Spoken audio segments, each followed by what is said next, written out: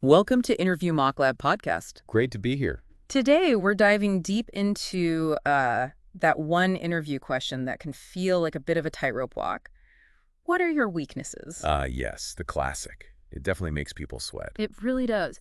But look, it's not usually about confessing some, fatal flaw. It's actually more of a chance to show you're self-aware and, importantly, that you have a drive to grow. Exactly. It's an opportunity if you handle it right. So we're going to unpack why interviewers even ask this sometimes uncomfortable question. We'll talk about the common traps to steer clear of. And most importantly, how to craft answers that sound authentic but also, compelling. Think of this as your insider's guide, turning this tricky question into maybe even a powerful moment for you in your interview. Okay, so let's really get into the why.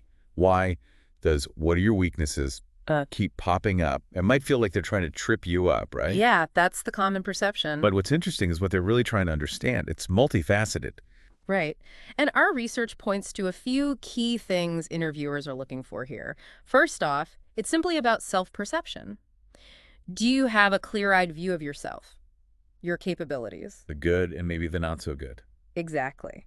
Because, well, if you're kind of blind to your own limitations, how can you possibly develop or improve? That's a really critical point. Someone who comes in and says, oh, I have no weaknesses.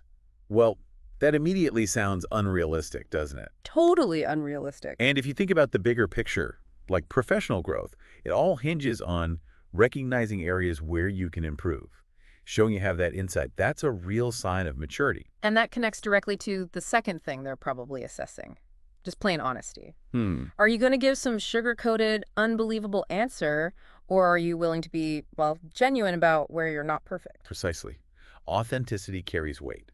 Interviewers can often tell when something feels rehearsed or insincere. Yeah, they've heard it all. And the third aspect, maybe the most telling, is your approach to development, your orientation towards improvement. So do you just name a weakness and stop? Or do you show that you've actually thought about it, and importantly, that you're actively working to address it? That says a lot about your initiative, your mindset, growth mindset, really. Right. Okay. So we understand the why behind it. Now, what about the absolute no-go zones? What weaknesses should you generally avoid bringing up? Our sources are pretty clear on a few. Oh, definitely. Top of list has to be anything suggesting you're a poor team player. Yeah, that seems like a big one. It really is. In almost every role, collaboration is key, right? Mm. Working with colleagues, clients, whoever. So highlighting a weakness there suggests potential friction, difficulty fitting in. That's a major red flag for most employers. Absolutely. And right alongside that is anything related to, let's say, unreliable time management. Oh, yes. Being consistently late, missing deadlines. These aren't just minor hiccups in most jobs. They really speak to your dependability, your respect for other people's time, the project schedule. Exactly. Timekeeping, managing your workload, Right. meeting commitments. These are pretty foundational. If you think about it, consistent issues here can disrupt entire team workflows, impact productivity. It's quite serious. And a third major area to maybe steer clear of is suggesting you can't handle multiple responsibilities. Mm. Difficulty juggling tasks. hmm The modern workplace often demands that ability to juggle, to prioritize different things at once. So presenting that as a core witness, that can be a significant concern for a hiring manager. It's interesting how those sometimes link together too, isn't it? Yeah, that's a good point. Like if you struggle with teamwork, maybe communication breaks down, and that leads to missed deadlines. They're often intertwined, these core competencies employers expect. Okay, so we're clear on what not to say, generally. Now let's get into the crucial strategies for actually answering this effectively. Honesty first, right? But how do you do that strategically? Absolutely. Authenticity is valuable. Like we said, interviewers hear a lot of canned responses. Being genuine, while still being thoughtful about what you share and how you frame it, that helps you make a more memorable, positive impression. And speaking of overused responses, hmm we have to talk about the perfectionist cliche. Ah, yes, the classic non-weakness Yeah, weakness. our sources are pretty blunt, suggesting well, it often falls flat. It can sound insincere. It really can. It often comes across as trying too hard to present a weakness as a strength, and it might not show genuine self-awareness. So the real challenge is being truthful about an area for development without sounding overly negative or, making excuses. That's the tightrope walk, and that's where the crucial element comes in, emphasizing improvement, This is the real opportunity. It's not just about naming the weakness. Not at all. It's about showing you're actively taking steps to grow beyond it. That's what turns it positive. So the key is framing it. Framing it as an area where you are actively developing. Exactly. Identify something you're working on and then immediately follow up. Give concrete examples of the steps you're taking. What are you learning? How are you improving in that specific area? This shows you're proactive, you've got that growth mindset. Okay, great. Let's make this practical. Let's look at some specific professional weaknesses and maybe how you could approach them based on what we've seen. How about starting with focusing too much on detail? Okay, yeah. That's a good one because it often stems from a strength, right? Being meticulous. Right. So what's insightful here is acknowledging that strength, but recognizing its potential downside. You could say something like, you recognize your meticulous nature can sometimes slow things down on projects with really tight deadlines. Acknowledge that. Okay. But then pivot. Explain how you're actively learning to balance that attention to detail with, the bigger picture, the overall goal, the need to meet deadlines. Maybe you're using specific time management techniques or checking in more frequently on progress versus perfection. That's a great way to frame it. Showing you get the trade-offs. Okay, another common one. Finding it difficult to ask for help. Yeah. A lot of high achievers especially can struggle with this one. They want to be self-sufficient. So how do you position that? Well, you can start by acknowledging that inclination toward self-sufficiency, but then explain that you're increasingly recognizing the value, the efficiency sometimes, of seeking input or guidance from colleagues with more experience. Okay, show you're learning. Exactly. And the crucial part is illustrating the steps. Are you making a conscious effort to identify points where input would be valuable earlier on? Are you practicing reaching out? Mention those steps to show you're becoming more comfortable with collaboration and seeking support when it makes sense. Got it. Okay, here's one I think a lot of really dedicated people feel. Struggling to let go of projects. You get so invested. Absolutely. And that passion, that engagement, it's usually a real asset. You don't want to lose that. So how do you talk about it as a weakness? You demonstrate you understand the need for efficient workflow in the bigger picture. Explain that while you take immense pride in your work and seeing things through, you're learning to effectively say, wrap up a project, document properly, and then consciously transition your focus to the next priority.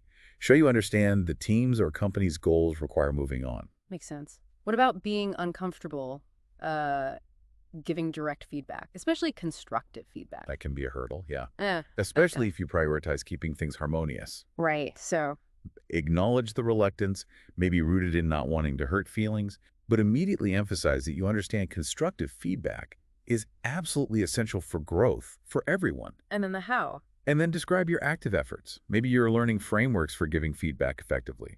Perhaps you're making a point to offer specific, actionable suggestions when asked, even if it feels a bit challenging initially.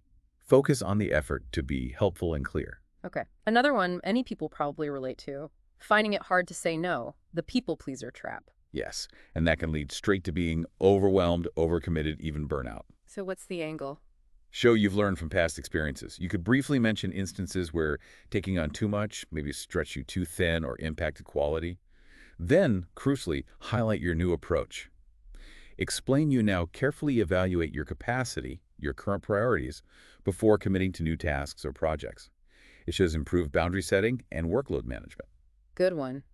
Now, what if the weakness is actually a genuine lack of experience in a specific area, something relevant to the job? Honesty is key here, but so is enthusiasm. Be direct about the gap. I don't have extensive experience with X software, for example. But don't just leave it there. Absolutely not. The crucial follow-up is expressing your strong eagerness to learn and get up to speed quickly. And then, again, show your proactive approach. Mention specific steps. I've already started this online course, or I've been reading these industry blogs, or I'm looking for opportunities to gain hands-on practice. Show you're already taking initiative. Right, turns it into a positive drive. Okay, here's a more personal feeling one. Being overly sensitive to criticism. How do you frame that professionally? This takes self-awareness. You could acknowledge that perhaps in the past, you tended to take constructive feedback more personally than intended, Okay. but immediately pivot. Emphasize your growing understanding that feedback isn't personal. It's a valuable tool for professional development. Explain your conscious efforts now to receive feedback objectively, maybe asking clarifying questions and focusing on how you can use it to improve your performance. Show that shift in perspective. What about the flip side, a tendency to be too critical or judgmental of others' work? Ooh, that requires significant self-awareness to even identify, let alone discuss. If this is genuinely an area you've recognized and worked on, you could perhaps describe past tendencies to maybe jump to conclusions about performance. But then, importantly, emphasize your deliberate shift. Talk about focusing now on understanding context, offering support, or providing constructive help rather than just critique. Show that evolution toward a more collaborative and supportive stance. Okay. For people earlier in their careers, maybe entry level, a lack of formal leadership experience is pretty common. How should they handle that if it comes up as a weakness? Be upfront. I haven't had many opportunities for formal leadership roles yet. Honesty. But then, But then, immediately express a strong desire and interest in developing those skills. Highlight any relevant experiences, even if informal. Taking initiatives on a project, mentoring a junior colleague, even observing effective leaders and learning from them. Show you're proactive about seeking growth in that area. got it. Show the potential and the interest. Okay, here's one many people feel. Getting stressed when projects hit snags or run over schedule. Yeah, that's relatable. It often comes from a good place, right? Pride in your work, Yeah. not wanting to let people down. Exactly. So how do you present it? Explain that the stress stems from that commitment to quality and deadlines, and maybe concern about the impact on the team or client. However, emphasize your active efforts to manage that stress productively. Talk about focusing on solutions, staying calm under pressure, improving your communication when challenges arise.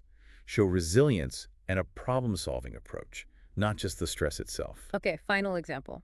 The common fear of public speaking. Glossophobia.